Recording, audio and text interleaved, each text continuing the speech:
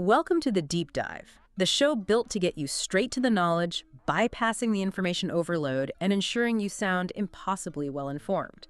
Today, we are strapping ourselves into a vehicle built for terrifying speed, but one that only truly rewards absolute glorious destruction. Burnout 3, Takedown. And we are definitely not just cruising down memory lane here. No, we're going deep beneath the hood of what is almost universally hailed as the king of the arcade racers. Yeah, king is about right. Our mission today is highly specific.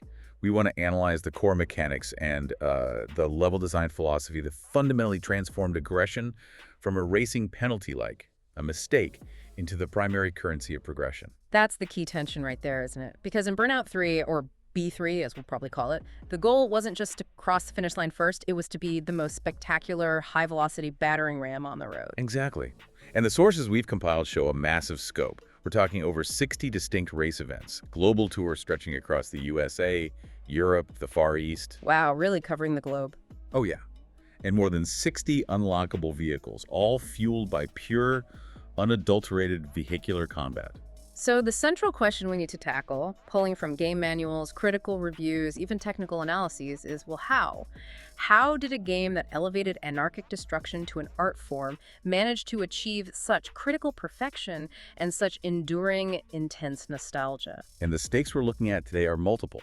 They range from, immediate physical dangers right there in the manual to the massive corporate drama that unfolded behind the scenes, sealing the fate of the technology that actually made B3 possible. It's quite a story. Okay, let's start right at the beginning then. Before we even pick a car, we hit this first layer of high stakes right in the game's manual. The mandatory health and safety stuff. It instantly raises the physical tension, reminding you this isn't just a game. Exactly. When you look at the manual, the urgency of those initial warnings really stands out. They dedicate significant space to the possibility of photosensitive seizures. Right, the flashing lights warning. Yeah, but it wasn't just generic legal text. It felt like a specific caution tailored for this game, whose defining visual characteristic is extreme speed, blinding nitro blasts, and, well, spectacular slow-motion flashes of light and wreckage. Which makes sense. I mean, you're flying down a highway at 200 miles per hour, hitting that screen-blurring nitro boost, and then bam! Slow-motion, flashing impact sequence. The visual intensity is enormous. But Criterion, the developers, they obviously recognize this. They explicitly warned that even people with no prior history of epilepsy might experience symptoms. Things like altered vision, lightheadedness, confusion, even momentary loss of awareness, just from the flashing lights or patterns. That's pretty serious. It is. And crucially, they offered specific proactive risk mitigation techniques. They literally told you how to dial down the physical intensity to make it safer. Like what? Sit further back from the screen, use a smaller monitor, play in a well-lit room, don't play when you're drowsy or fatigued. They also explicitly noted that children and teenagers were considered more susceptible. That really matters for its core demographic, right? Yeah. The stakes begin with your actual physical state. Okay, wait. You mentioned the manual. Is it true that the biggest physical danger wasn't actually the 200 mile per hour racing, but like hitting the pause button? Mm-hmm. Because right after the seizure warnings, there's this bizarrely high stakes warning about your TV. Avoid damage to your television. Huh. Yeah, that's the delicious irony, isn't it? Linking the digital chaos to a very real, very expensive physical consequence. This warning is such an artifact of the early 2000s. It was specifically targeting older display tech front or rear projection TVs. Oh, right. Burn-in. I remember that. Exactly. The concern was that static images, which you'd get frequently during pause screens, menus, or even that detailed post-crash replay screen, could cause a permanent burn-in shadow. Ghost images on your expensive TV. So you're commanding absolute mayhem, smashing cars left and right. But if you pause to grab a drink, you risk permanently damaging a TV that might have cost thousands. That definitely puts hitting the start button in a new light. It absolutely does. And this connects immediately to the corporate side of things. Mm-hmm. The game was developed by Criterion Software, a UK firm, using their own proprietary Renderware engine. But it was published by the giant EA Games. Right, EA. And that corporate foundation extends the stakes into legal liability, which is why we also see the mandatory mention of the limited 90-day warranty. Yes, the warranty. Let me guess, it didn't cover much. Barely anything that mattered. It was almost a joke, given the game's nature. The 90-day guarantee was strictly limited to the recording medium, the disc itself, and the physical manual. And crucially, it specifically excluded defects resulting from abuse, mistreatment, or neglect. Abuse. The whole game is about abuse. Abusing cars. Exactly. It feels like a subtle link, doesn't it? Yeah. Like they're saying, look, you bought a game about wrecking stuff. Once you start playing aggressively, you're on your own. Okay, so from physical and hardware stakes, let's shift to the core mechanical stakes. Because this is where B3 achieved its genre-defining genius. The takedown mechanic. It fundamentally redefined high-speed racing. The takedown is the core innovation, and it represents a total reversal of traditional racing philosophy. Think about it. In nearly every other racing game before this, hitting a wall, hitting another car, spinning out. That meant immediate catastrophic penalty. You lost speed, time, position. Yeah, crashing was always bad. Criterion just inverted that. Crashing your opponent became the single most effective and frankly necessary way to win. They incentivized aggressive, dangerous driving by making takedowns the main currency for your boost. The goal isn't just managing speed, it's keeping that boost bar full, and you do that by taking massive risks. It's all about that flow. You gain boost by driving constantly on the edge of disaster, weaving through oncoming traffic for near misses, drifting perfectly around corners, catching air off jumps. You see that blue segment filling up? Right. And when it glows orange, you slam the A button for that nitro blast, accelerating past the normal limits of speed. That's the first layer of risk reward. Drive dangerously, earn speed. Simple enough. But the real payoff, the mechanical moment that just hooks you, is the takedown itself. Smashing an opponent clean off the track isn't just satisfying. No, it's vital. It performs the crucial function of extending and filling your boost bar immediately. Extending it, that's key. That's the genius feedback loop. You get one permanent segment added to your boost bar for every takedown, up to 4 total. But if you crash yourself, a huge penalty, you lose one of those precious segments. So it creates this immediate visceral connection. Maximum aggression leads to permanent progression, while playing it safe leads to, stagnation. You have to take people down. Absolutely. And the terminology they use for all this vehicular violence, it feels lifted right out of extreme sports games like Tony Hawk's Pro Skater or SSX. It turns destruction into this scored, stylized event. Yeah, they really cataloged the carnage, didn't they? A whole taxonomy of takedowns. Indeed. You've got your standard moves. The wall takedown, pretty straightforward. Then the more challenging car, van, or big rig takedowns, which need perfect timing and aiming your opponent into heavy traffic. Those big rig ones were tough, but so satisfying. Oh yeah. But the real joy and the biggest score comes from the high-value, location-specific signature takedowns. Okay, give us some examples, because these turn the World Tour into this kind of destructive scavenger hunt, right? Finding all the cool ways to wreck people. Totally. The sources highlight how these are tied to unique track geometry, like taking someone out into the oil refinery pipes for a specific industrial takedown, or the cultural absurdity of the tuck-down on the Far East tracks, where you have to ram an opponent specifically into a stationary tuk-tuk. A tuck-down, that's brilliant. And these reward you not just with more points, but with a dedicated photo capture in your scrapbook. It raises the stakes from just winning the race to pulling off these specific stylish acts of road rage. But the tension doesn't stop with you attacking others. The opponents fight back. That's where Takedown Avenged comes in, right? Exactly. This is the dynamic countertension. If an opponent you previously wrecked manages to catch up, their position marker turns bright red. The red marker of doom. Pretty much. Yeah. It signals they are actively hunting you, looking for revenge. So now you've got this high-stakes pressure.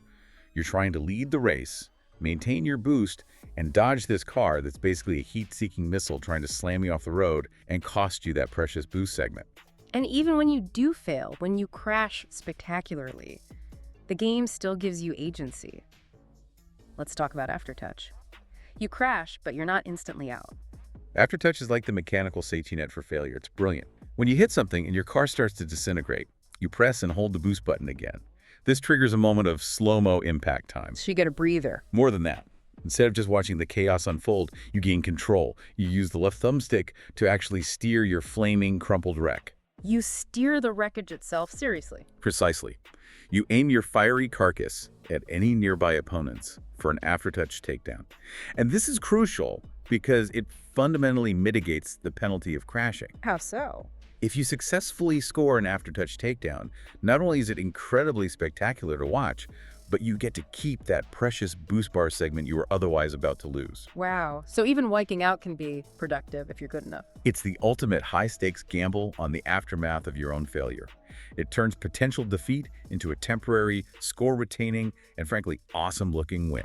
Okay, we often focus on the cars, the physics, the crashes.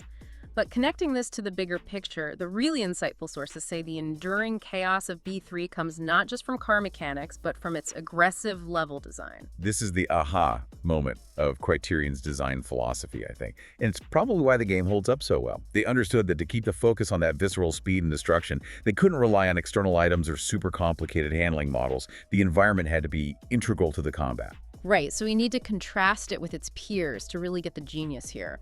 Like, the polar opposite would be Gran Turismo, maybe? Absolutely. Gran Turismo is purely about isolated concentration, hitting perfect apexes, absolute control. The tracks are sterilized, almost clinical. They're built for clean racing lines. They actively discourage smashing into things or each other. Okay, or what about the other big chaotic racer, Mario Kart? Well, Mario Kart's chaos is generated externally, right? Through power-ups and items. Green shells, blue shells, bananas. These things operate independently of the track itself. You could drop those items onto almost any track geometry. Yeah, the track is just the stage for the item chaos. But B3 threw both of those approaches out the window. How so? Criterion didn't just sprinkle offensive items around. They integrated the complexity, the depth, the danger directly into the environment's volatility. The tracks are deliberately cluttered. Persistent traffic, narrow choke points, deadly median splits, elements specifically designed to be used offensively. The source material basically says, the tracks are the weapons. Whoa. That is a fundamental difference. So the race is constantly against the other drivers and against the track itself, which is actively trying to kill you, or, more usefully, trying to help you kill your opponents. Exactly. Take those specific examples you see early on, like the imposing pillars on the U.S. tracks. Their placement isn't random decoration. No. No. They present this narrow length, this thin window for a clean bypass. Sure, they function as immediate obstacles if you mess up, but their true purpose is offensive. They are immovable targets you are encouraged to use to crush opponents against. You aren't just dodging traffic, you're actively shoving opponents into those pillars, using the static architecture like a weapon. Oh, what about all that hazardous cross traffic? That always felt like pure, terrifying randomness. It feels random, but it's highly engineered randomness. Criterion fully intended for players to shove opponents into walls, and specifically through intersections where the chance of hitting cross traffic and scoring a massive, high-value takedown was highest. They weaponized the traffic flow itself. So it creates this super tense environment. You're constantly scanning ahead, not just for the racing line, but for the best angle to initiate some vehicular homicide. That's exactly it. And this approach let them keep the core driving mechanics, boosting, drifting, weaving, deceptively accessible. Anyone can pick it up. But the moment you factor in the volatile, aggressive track design, the tactical depth just skyrockets. You have to race fast, sure, but you have to race mean and use that environment perfectly. It's a really spectacular balance. Okay, so if the race mode is about aggressive use of the environment, then crash mode is about pure engineered mayhem. This is where the stakes shift completely, right? From winning a race to solving these incredibly fun little puzzles of catastrophic destruction. Yeah, crash mode is Criterion basically demanding maximum chaos for maximum cash. The objective is simple. Launch your car, initiate a high-speed collision, create the biggest multi-car pileup imaginable, and rack up huge sums of crash dollar. And that crash is important, isn't it? It's not just for bragging rights. No, it's vital. It's the currency you use to unlock new, faster vehicles and actually advance through the world tour structure. So there's a real progression stake tied to causing destruction. And the scoring itself is a kind of high-stakes calculation. It's based on the number of cars you wreck, but also their value, right? Hitting a bus is worth more than a small car. Correct. Bigger vehicles, bigger payouts. But the real dynamic of crash mode relies on timing and, crucially, managing the aftermath. Once you hit the ground and cause that initial impact, you're aiming to hit enough vehicles to meet the event's target score. Do that, and you earn the crash breaker ability. Oh, the crash breaker, your second chance, your, tactical nuclear option. That's a good way to put it. Pressing the B button detonates your car, causing this secondary massive explosion of instant wreckage right where you are. And because the game still maintains player agency even after the initial crash. You can use Aftertouch again. Exactly. You can guide the exploding car using Aftertouch to tag even more vehicles and push the carnage towards the most valuable spots, or, critically, towards the pickups on the junction. Right, the pickups, those are key. You've got the cash bonus ones, bronze, silver, gold, that just add instant crash to your total. Those are nice, yeah, they help. But they aren't the key to getting those gold medals and massive scores. The absolute high stakes lie with the multiplier pickups, the little by 2 and by 4 icons scattered around. Oh man, the by 4. You had to get the by 4. Hitting that by 4 multiplier is often the difference between a decent run and a truly colossal headline-grabbing score. You have to aim your crashing vehicle or time your Crashbreaker blast perfectly to snag those multipliers before the whole pileup settles. But this is where they inject pure, agonizing tension into the puzzle. Because those vital multipliers are often strategically placed right next to the most dangerous element on the entire junction, the Heartbreaker pickup. Ugh, the dreaded broken heart icon. It forces this terrifying spatial calculation. You're navigating this glorious slow-motion ballet of destruction, metal flying everywhere, trying to thread the needle to grab that juicy by 4, while desperately avoiding this seemingly insignificant icon that acts as a total punishment trap. And what's the actual penalty? What happens if you accidentally clip the Heartbreaker? It's devastating. Just brutal. Hitting the Heartbreaker pickup immediately nullifies all of your collected multipliers and halves your final crash total. Halves it. And wipes the multipliers. Yep. Imagine setting off this perfect chain reaction, watching the dollars rack up towards 10 million, only to accidentally clip the Heartbreaker with the tail end of your Aftertouch guidance. Boom! You go from a potential gold medal score to absolute failure instantly. The psychological stakes are just immense. And I bet this gets even crazier in multiplayer crash events. That tension must skyrocket when it turns into sabotage. Oh, absolutely. In multiplayer crash, players are jostling aggressively, trying to nudge each other towards or away from those crucial multipliers and cash bonuses. But the real kicker, if you manage to earn your Crashbreaker and detonate it, the explosion doesn't just damage inanimate objects, it can detonate the other player's car and immediately put them out of the running for that round. No way, you can blow up your friend. Yep. It weaponizes the physics engine directly against your human opponents. It turns what could be shared, spectacular cooperation into pure, cutthroat conflict and sabotage. It's brilliant, really. Okay, we've spent all this time talking about the feel, the spectacle, the speed. But none of this was possible without a serious technological backbone, right? Let's talk about the unsung hero, the kind of silent workhorse of that era, Renderware. Renderware. Yeah, developed by Criterion Software itself. It was, for a time, the industry's leading piece of middleware in the early 2000s. To really get its genius, you have to remember that era. The PlayStation 2 was notoriously complex to program for. Oh yeah, I remember hearing that. And developers often struggled massively to port games efficiently between the PS2, the Xbox, and the GameCube. Console fragmentation was a nightmare back then. So Renderware helped with that. Exactly. Renderware solved that nightmare, basically. Yeah. It's a set of powerful tools and an API that streamlined 3D graphics, physics rendering, audio, the whole lot. Its key genius was cross-platform adaptability. It let studios build once and deploy everywhere. That must have been huge for developers. It was massive. It stripped away a lot of the complexity of dealing with the proprietary console hardware. It let developers focus on making great games rather than wrestling with low-level code for every single platform. That's why you saw Renderware powering a huge range of titles back then, not just Criterion's own games. And technically it was pretty powerful too, right? To handle Burnout 3's chaos. Exceptionally powerful. In Burnout 3, Renderware was optimized to maintain a spectacular 60 frames per second during the races. That smooth, sustained frame rate is absolutely essential to maintaining that hyper-realistic sense of velocity, which is the core promise of the game. 60 FPS back then was a big deal. Huge deal. Then, when you initiated crash mode, where the destruction is just dials up to 11, hundreds of individual physics objects flying around. It intelligently scaled back to a highly respectable 30 FPS. This ensured all those explosions and that incredible real-time metal deformation could render perfectly on screen without grinding the console to a halt. But Renderware's story. It's one of technological dominance, but it's also tied into this massive corporate turning point in 2004, right?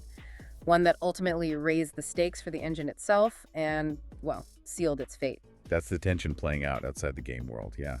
In 2004, Electronic Arts EA Games acquired Criterion Software outright. Lock, stock, and barrel. Which must have seemed like a win for EA. Oh, for EA, it was a massive strategic victory. They got one of the best arcade racing developers in the world, and they simultaneously gained control over the industry's leading middleware provider. Win-win, right? But the sources say this acquisition effectively cut Renderware off from the rest of the industry. This is where the story gets kind of tragic for the technology itself. Precisely. Think about it from the perspective of other developers. Third-party studios who were relying on Renderware for their own big projects suddenly became incredibly wary. Why would you want to build your next flagship title on an engine owned by EA, your direct publishing competitor? Yeah, that makes sense. You'd worry they could restrict access or raise prices. Or just gain strategic insight into your upcoming products through the engine support. The fear was real. It forced a mass exodus. So developers just stopped using it. Pretty much. The industry rapidly began jumping ship to alternative solutions. Primarily, this meant Unreal Engine and, a bit later, Unity, which were emerging as powerful, independent middleware options. They didn't come with that massive competitive threat of being owned by a rival publisher. And EA, what did they do with Renderware? Well, EA prioritized its own internal projects, naturally. They effectively locked Renderware within their own proprietary walled garden. A technology that was born from this idea of accessibility and cross-platform simplicity was kind of suffocated by the very corporation that bought it. Wow, so it just faded away. That forced isolation led to Renderware's decline as a licensed product. It eventually ceased to exist as an independent engine, really. Its technological DNA got absorbed into EA's internal proprietary tools like Frostbite. The fall of Renderware is this powerful, real-world example of how corporate strategy, even when securing immediate dominance, can inadvertently choke off technological availability and broader industry progress, leaving behind only these magnificent relics like Burnout 3 that showcase what it could do. All right, let's move back into the game world itself. The main vehicle for exploring all this mechanical and technological genius is the huge World Tour mode. You're chasing gold across, 76 races and 100 crash junctions, access via that crash nav interface. Yep, the sat nav for destruction. But the whole emotional and cultural impact of this massive undertaking, it's completely set by its legendary soundtrack. Oh man, that soundtrack. It is critically formative. It's basically the definitive soundscape of the early 2000s rock and pop punk scene. You had bands like Franz Ferdinand, My Chemical Romance, Jimmy Eat World, Yellow Card. All the anthems. Absolutely. The sheer aggression and velocity of the music just perfectly matched the high energy and anarchic spirit of the gameplay. It was a perfect marriage. And the sources mention the in-universe host, DJ Stryker from Crash FM. Kind of tied it all together, right? Yeah, DJ Stryker. He provided the commentary, introduced races, set the tone, lent this crucial sense of believability and kinetic energy to the world. His lines like, now this is what we call a TRE, target-rich environment, just absolutely cemented the game's attitude. TRE, target-rich environment. That's actually a perfect summary of B3's whole design philosophy, isn't it? Every race is a target-rich environment built for takedowns. Exactly. However, despite the perfect tone and the killer soundtrack, the sources do point out a recurring minor technical flaw that caused some tension for players.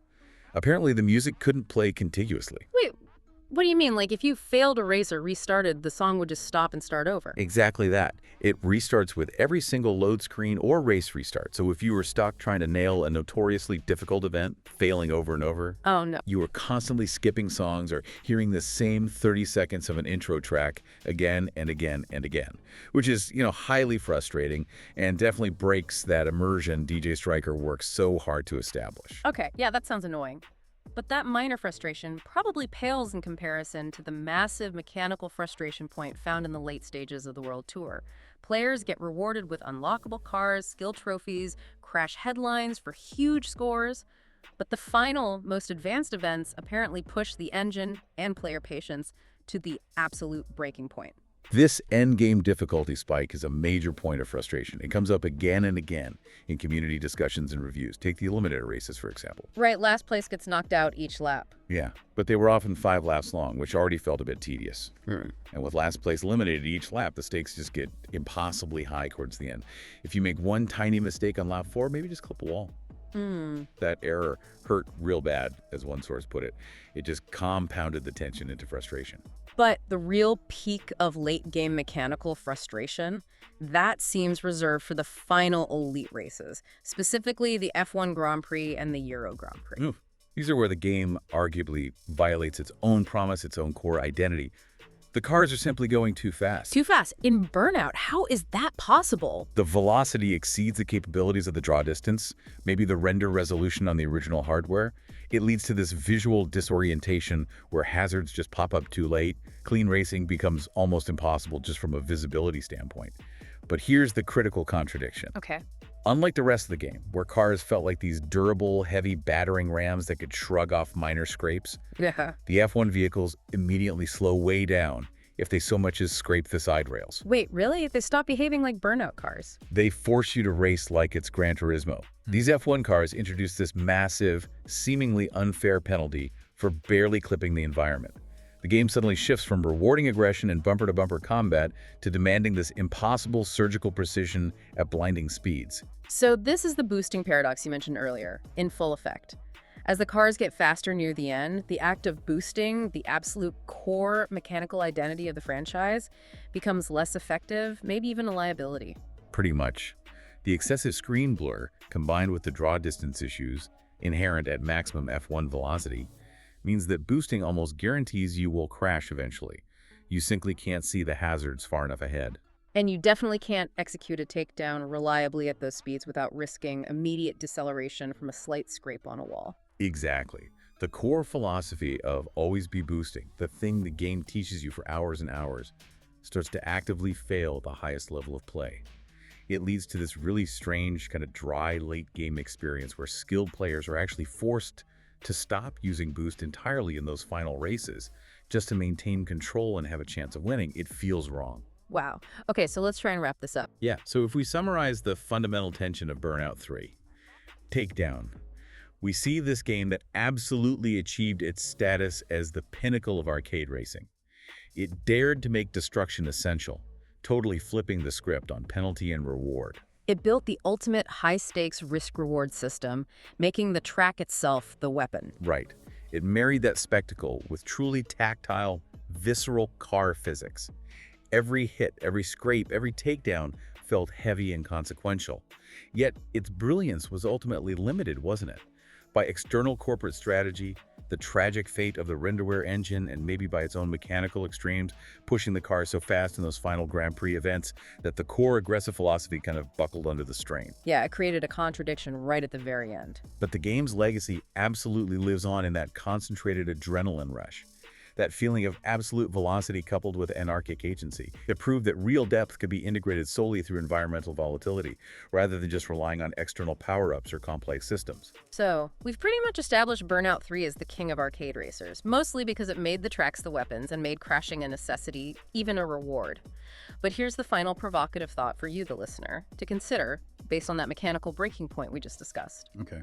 If the true goal of an arcade racer is concentrated adrenaline and satisfying aggression, does the extreme, sometimes unfair, frustrating difficulty of those final Grand Prix events where the game basically forces you to abandon boosting and race conservatively, does that ultimately diminish its status as the perfect arcade racer? Or, paradoxically, does the sheer challenge of mastering even those flawed, high-stakes races prove why it remains the ultimate title? Something to think about.